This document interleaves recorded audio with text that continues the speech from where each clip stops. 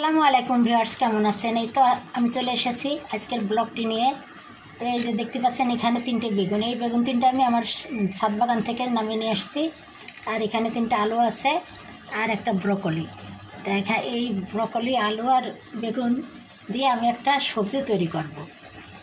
খুবই মজার এবং হেলদি একটি সবজি। তো আমি এগুলো কেটে ধুয়ে ফিরে আসছি, ততক্ষণ আপনারা আমার সাথে থাকুন। সবজি কেটে ধুয়ে নিয়েছি, হলুদ, লবণ, কাঁচামরিচ কুচি করে কেটে দিয়েছি যাতে ঝাল না লাগে, মুখে পড়লেও অল্প ঝাল লাগবে। আর গোটা দিলে গোটাটা মুখেও যদি পড়ে যায় তাহলে ঝালে অবস্থা খারাপ। আর একটু বাটা মশলা, একটা তেজপাতা, আর দিয়ে দিব 2 টেবিল চামচ সরিষার তেল।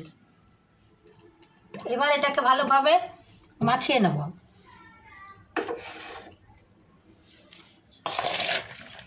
হাত দিয়ে মাখানো যায়, আমি হাত দিয়ে মাখাবো না, আমি এই যে হাতা দিয়ে মিলে দিচ্ছি, ভালো করে মিশিয়ে দিচ্ছি।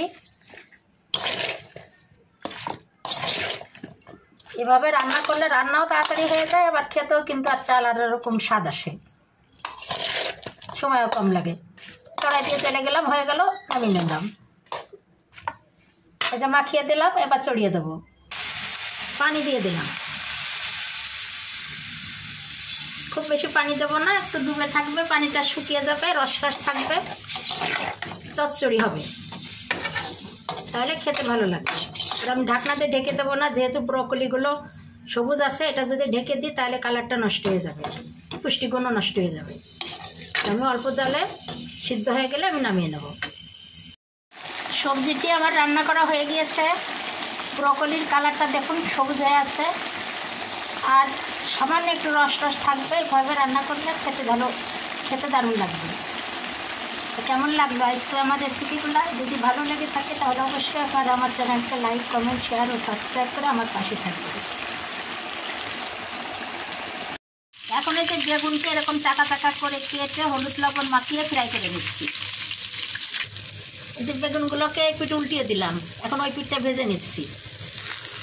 এখন মাঝখানে একটু ফাঁকা করে পেঁয়াজ কুচি আর মরিচ কুচি দিয়ে দিলাম, একটু বাদামি করে ভেজে মিশাই দিব এর সঙ্গে।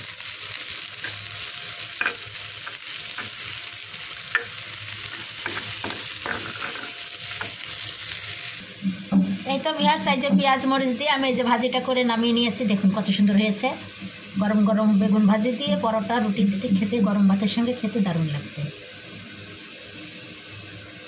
তারপর টমেটো দিয়ে, এই পাকা টমেটো দিয়ে ঝোল করব। তো মাছগুলোকে হলুদ লবণ মাখিয়ে রেখেছি, এখন ফ্রাই করে নেব।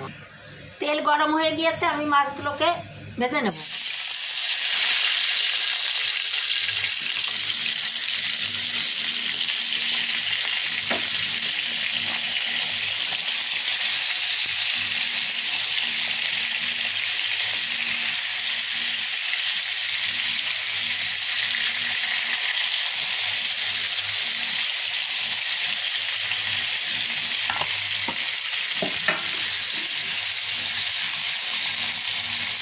ফাঁকা ফাঁকা করে দিব, একটা গায়ে সাথে আর একটা লেগে যাবে, একটু ফাঁকা ফাঁকা করে দিব।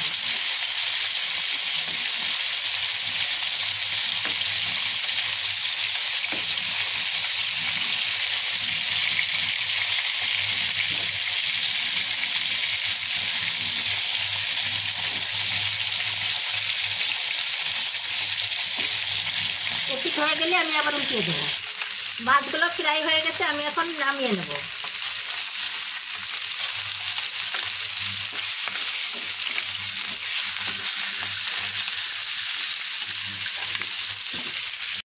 একটা কড়াইতে পেঁয়াজ কুচি দিয়ে দিয়েছি,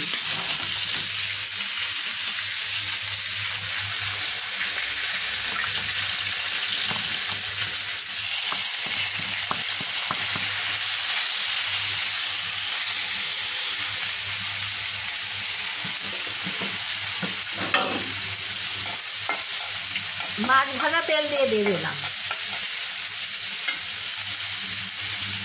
মাছের তেলে মাছ, আর একটু তেল দিলাম, পেঁয়াজটা ভেজে নেব।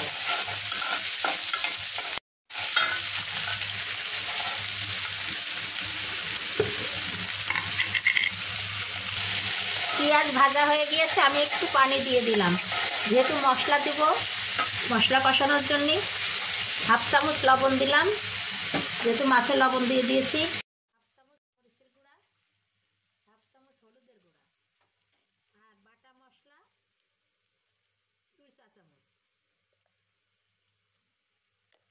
দিয়ে এখন এই মশলাটা আমি ভালোভাবে কষিয়ে নেব। এই পানিটুকু শুকিয়ে গেলে আমি আবারও একটু পানি দিয়ে আবারও কষিয়ে নেব। মশলা কষা হয়ে গিয়েছে, আমি আবারও একটু পানি দিয়ে আবারও কষিয়ে নেব। এতে করে মশলা কষিয়ে নিলে মশলার গন্ধটা থাকে না, খেতেও কিন্তু ভালো লাগে।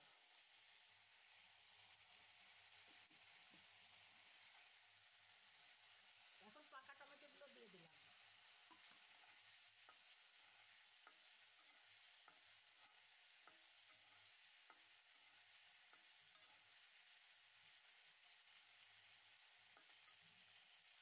ভেজে রাখা মাছগুলো ঢেলে দিয়ে টমেটোর সাথে কষিয়ে নেব, নিয়ে তারপরে ঝোলের পানি দিয়ে দেবো।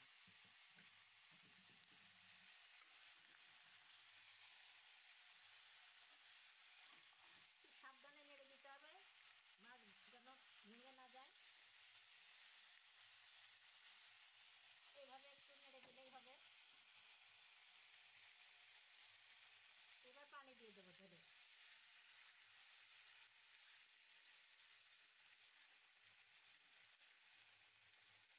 আর একটু লাগবে। পানিটা কিন্তু গরম, আমি পাশের চুলায় গরম করতে দিয়েছি।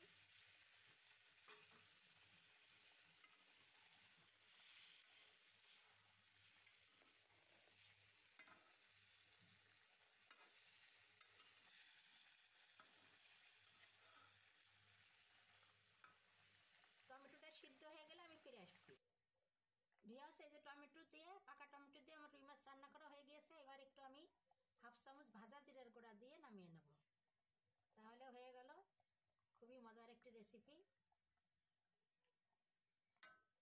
আশা করি আপনাদের ভালো লেগেছে। আর যদি ভালো লেগে থাকে তাহলে অবশ্যই আপনারা আমার চ্যানেলকে লাইক, কমেন্ট, শেয়ার ও সাবস্ক্রাইব করে আমার পাশে থাকবেন।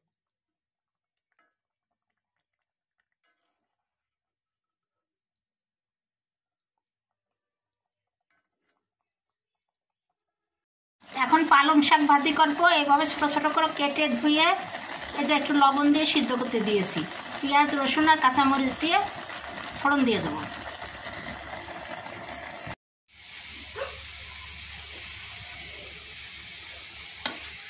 শাক সিদ্ধ হয়ে গেছে, আমি এবার নামিয়ে তেলে দিয়ে দেবো। কালারটা দেখুন কত সুন্দর হয়ে আছে। আমি কিন্তু ঢাকনা দিয়ে ঢেকে রান্না করি নাই। ঢাকা দিয়ে ঢেকে রান্না করলে হলুদ হলুদ ভাব এসে যেত। পেঁয়াজটা ভেজে নিয়েছি, পেঁয়াজ, রসুন আর কাঁচামরিচ। এবার শাকগুলো আমি দিয়ে দেবো সিদ্ধ করে।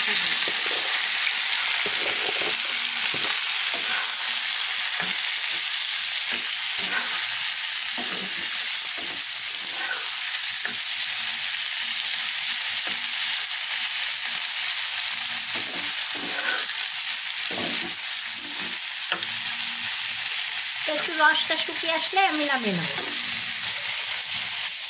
এই তো ভিউয়ার্স, আমার এই যে পালং শাক ভাজি হয়ে গিয়েছে। দেখুন কত সুন্দর কালার হয়ে আছে। পুষ্টিগুণ বজায় রেখে এভাবে যদি রান্না করা যায় তাহলে খেতেও ভালো লাগবে আর পুষ্টিগুণও বজায় থাকবে। কেমন লাগলো আজকের রেসিপিগুলো? নিশ্চয়ই ভালো লেগেছে। ভালো লাগলে লাইক, কমেন্ট, শেয়ার দিয়ে আমার পাশে থাকবেন। আজকের মতো বিদায় নিচ্ছি। আল্লাহ হাফেজ।